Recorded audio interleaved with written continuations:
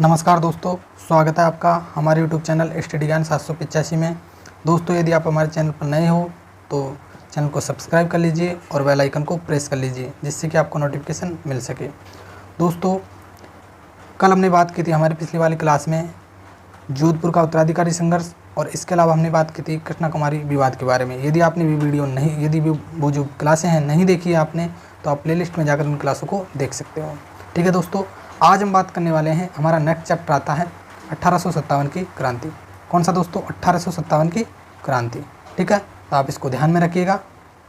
1857 की क्रांति बहुत ज़्यादा मोस्ट इम्पोर्टेंट है दोस्तों आपके एग्ज़ाम के लिए। ठीक है दोस्तों, आपके एग्ज़ाम के लिए बहुत ज़्यादा मोस्ट इम्पोर्टेंट है ये चैप्टर, तो आपको ध्यान रखना है। हम बात करते हैं 1857 की क्रांति के बारे में। 1857 की क्रांति मई 1711 में दोस्तों, थोड़ी सी हम 1857 की क्रांति के बारे में जान लेते हैं, जिससे कि हमें आगे हम कंफ्यूज ना हो। ठीक है, और हम इससे लिंक करते हुए चलेंगे। मई 1711 में प्रथम बार मराठों ने मंदसौर, जो एमपी के निकट है दोस्तों, से मेवाड़ी, एमपी के निकट है मेवाड़ी से क्या किया दोस्तों? धन एकत्रित किया। प्रथम बार मई 1711 में। यदि आपसे एग्जाम में क्वेश्चन पूछा जाए कि मराठों ने प्रथम बार जो है कहाँ से धन एकत्रित किया, तो वो किया था मंदसौर एमपी से। ठीक है, मेवाड़ी के मंदसौर एमपी से। इस घटना से चिंतित हो जाते हैं कौन? तो उदयपुर के महाराणा संग्राम सिंह सेकंड। ठीक है दोस्तों, क्योंकि एमपी भी राजस्थान की सीमा पर ही लगता है, इसलिए उन्होंने एमपी में यानी कि मध्य प्रदेश में जो है लूटपाट करी। इससे क्या हो जाते हैं, राजस्थान के जो महाराणा हैं, मेवाड़ के जो महाराणा संग्राम सिंह सेकंड, वो क्या हो जाते हैं? चिंतित हो जाते हैं। और जयपुर के जयसिंह और मोहम्मद शाह मराठा, ठीक है, इनसे क्या करते हैं? आपस में विचार विमर्श करते हैं। कौन? जयपुर के महाराणा संग्राम सिंह सेकंड। तो आप ध्यान रखिएगा इस चीज़ को। इस घटना से चिंतित होकर विचार विमर्श किया जाता है उदयपुर के महाराणा संग्राम सिंह सेकंड के द्वारा। किन किन से किया जाता है? तो जयपुर का सवाई जयसिंह और मोहम्मद शाह, जो क्या थे? मराठा थे। 1724 ईस्वी में, 1724 ईस्वी के बाद राजस्थान में मराठा आक्रमण में तेजी आ जाती है। यानी कि 1724 ईस्वी के बाद राजस्थान में भी मराठों का क्या हो जाता है दोस्तों? आक्रमण होना शुरू हो जाता है। और आक्रमण में क्या आ जाती है? तेजी आ जाती है। यानी कि मराठा राजस्थान में प्रवेश कर जाते हैं और आक्रमण करने की, मतलब सबसे ज़्यादा आक्रमण करने लगते हैं। अप्रैल 1734 में बूंदी के जो पच्युत शासक है दोस्तों, बुद्ध सिंह हाड़ा ने मराठों की सहायता से दलेल सिंह को राजगद्दी से हटाया। दोस्तों, हमने ये चर्चा की थी बूंदी के उत्तराधिकारी संघर्ष के बारे में। जब हमने चर्चा की तो ये सारी चीज़ें हमने जानी थी। ठीक है दोस्तों, तो आप यहाँ पर भी देख लीजिए थोड़ा, जिससे कि आपको थोड़ा सा कन्फ्यूज दूर हो जाए।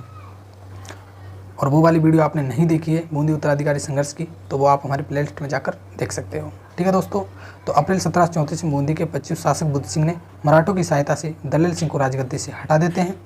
ठीक है, चलिए आगे बात करते हैं नेक्स्ट। 1735 ईस्वी में मालवा का अधिकार के बाद राजस्थान पर आक्रमण का मार्ग मिल जाता है। ठीक है दोस्तों, क्योंकि मालवा से जो राजस्थान में प्रवेश करना क्या है दोस्तों? आसान था।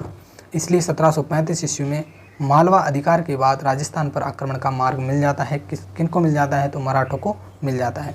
इन्होंने कोटा, मेवाड़, डूंगरपुर, बांसवाड़ा से क्या लूटा? धन लूटा, और सेठ साहूकारों को भी लूटा। बूंदी, जोधपुर, जयपुर रियासतों में इनका प्रवेश इसी बहाने हुआ। ठीक है दोस्तों, इसी बहाने, मतलब धन लूटने के बहाने ही जो है मराठा राजस्थान में आए थे। दोस्तों, नादिर शाह के आक्रमण के समय मराठा हिंदू धर्म के नाम पर राजस्थान के राजाओं को संगठित करने का क्या किया दोस्तों? प्रयास किया। यानी कि जो राजस्थान के जो राजा थे उनको हिंदू धर्म के नाम पर क्या किया? संगठित करने का प्रयास किया। ठीक है, साहू ने, जो मराठा थे दोस्तों, साहू ने पेशवा बाजीराव को, जो ये भी दोस्तों मराठा हैं, पेशवा बाजीराव को राजस्थान में चौथ और सरदेश मुखी जो कर है प्राप्त करने का आदेश दिया जाता है। ये चीज़ हमने दोस्तों जयपुर के उत्तराधिकारी संघर्ष में हमने पढ़ी थी। तो आप यदि वो वीडियो नहीं देखी है तो आप प्लेलिस्ट में जाकर देख सकते हो। साहू ने पेशवा बाजीराव को राजस्थान में चौथ और सरदेश मुखी जो कर है वो प्राप्त करने का क्या देते हैं? आदेश देते हैं। किसको देते हैं साहू? तो पेशवा बाजीराव को देते हैं। तो आप ये भी ध्यान रखना। ठीक है, कि चौथ का कर और सरदेशमुखी कर किसके द्वारा लगाया जाता है, तो मराठों के द्वारा लगाया जाता है। नेक्स्ट दोस्तों 1732 ईस्वी में सवाई जयसिंह जो मालवा का सूबेदार बनते हैं उसे मराठों ने घेर लिया। मतलब जो सवाई जयसिंह होते हैं मालवा का सूबेदार जो वो होते हैं उनको क्या करते हैं, मराठे घेर लेते हैं और जयसिंह जो है उनकी पराजय को स्वीकार कर लेता है और उनको 28 परगने जो है मराठों को दे देता है।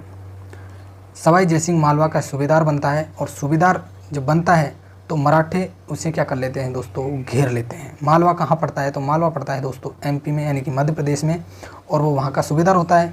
तो उसे मराठी क्या कर लेते हैं, घेर लेते हैं और जयसिंह क्या कर लेते हैं, अपनी पराजय स्वीकार कर लेता है और 28 परगने जो है मराठों को दे देता है। तो आपको ये ध्यान रखना है। 1761 से 1791 के मध्य राजस्थान में राजपूत शासकों की कमज़ोर स्थिति के कारण विभिन्न राज्यों पर मराठों का प्रभुत्व हो गया।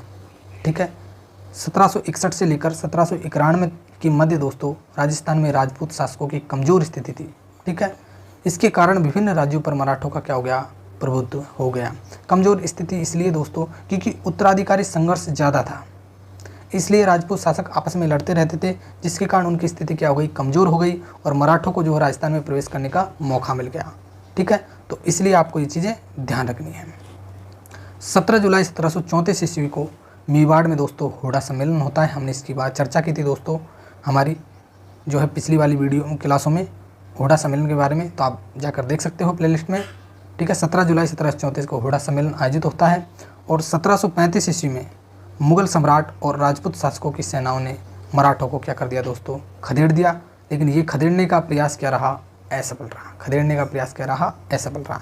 1735 में मुगल सम्राट, ठीक है, मुगल सम्राट दोस्तों जो दिल्ली के शासक है वो और राजपूत शासक यानी कि दोनों आपस में मिलकर मराठों को खदेड़ते हैं, लेकिन ये प्रयास क्या रहता है, असफल रहता है।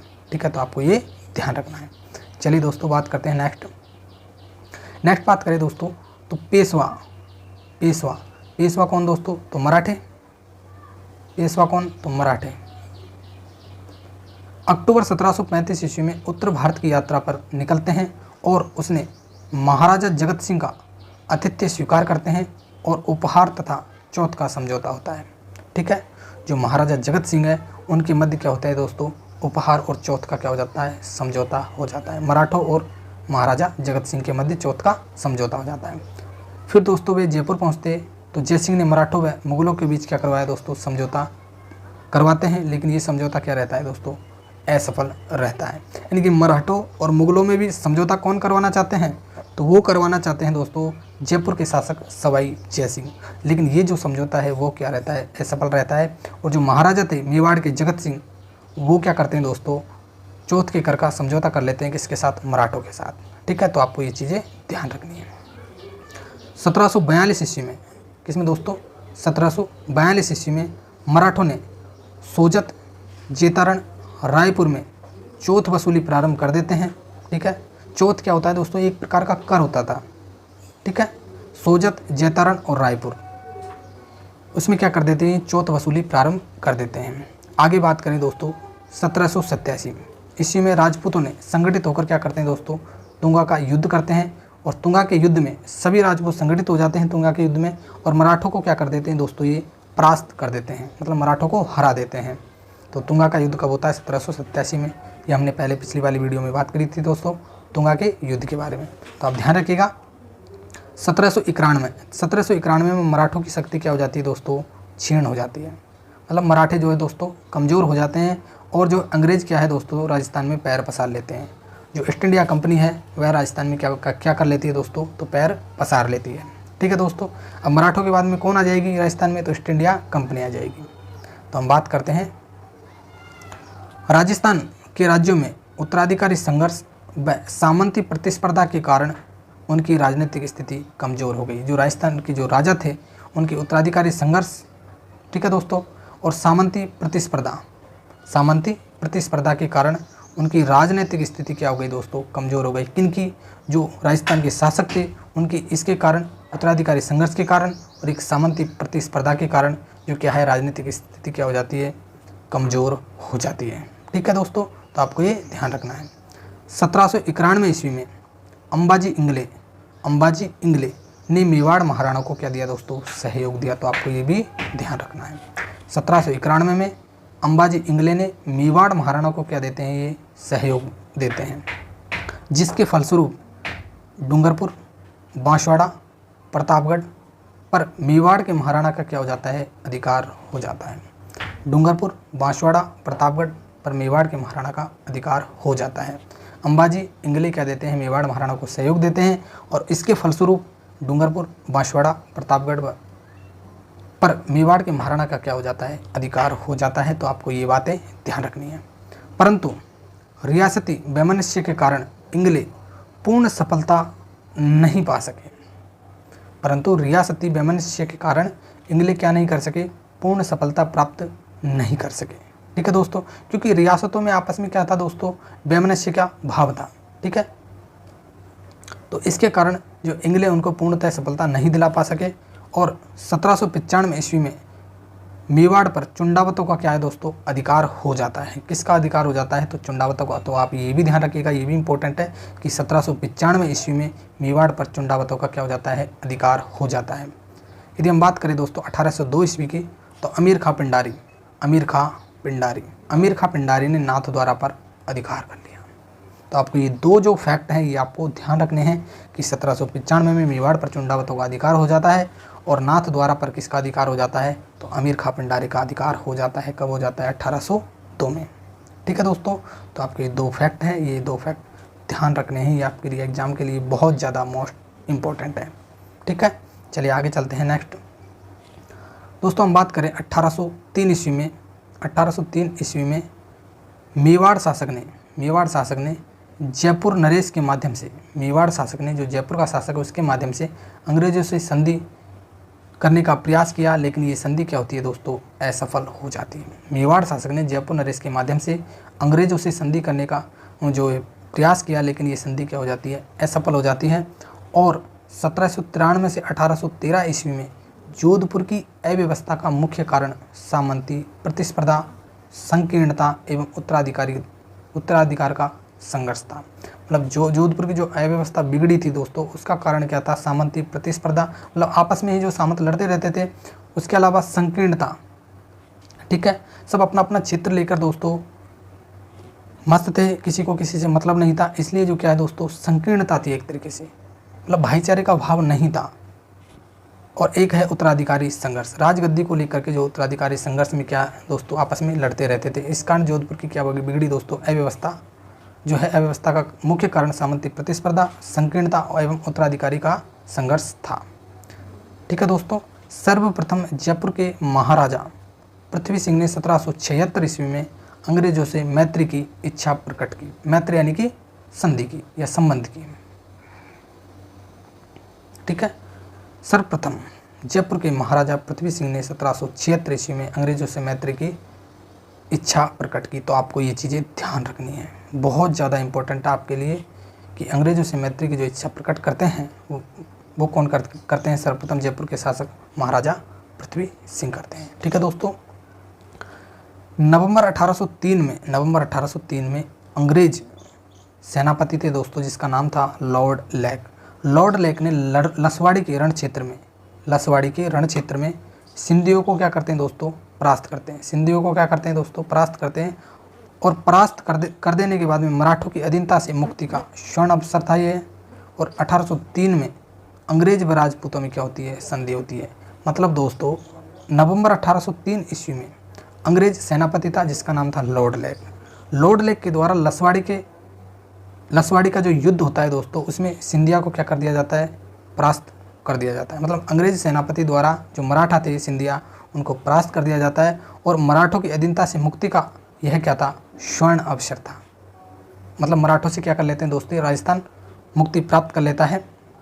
ठीक है, और 1803 में अंग्रेज व राजपूतों में क्या हो जाती है, संधि हो जाती है। तो ये जो फैक्ट है दोस्तों, ये आपके लिए बहुत ज़्यादा इंपॉर्टेंट है कि अंग्रेज व राजपूतों में संधि कब होती है। तो अंग्रेज व राजपूतों में संधि हो जाती है दोस्तों 1803 में। तो आपको ये ध्यान रखना है।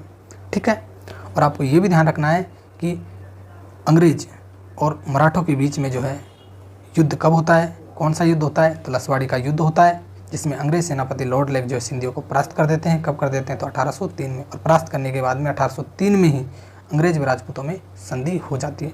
तो आपको ये चीज़ ध्यान रखनी है, आपके एग्जाम के लिए बहुत ज़्यादा इंपॉर्टेंट है। ठीक है दोस्तों, चलिए हम आगे बढ़ते हैं।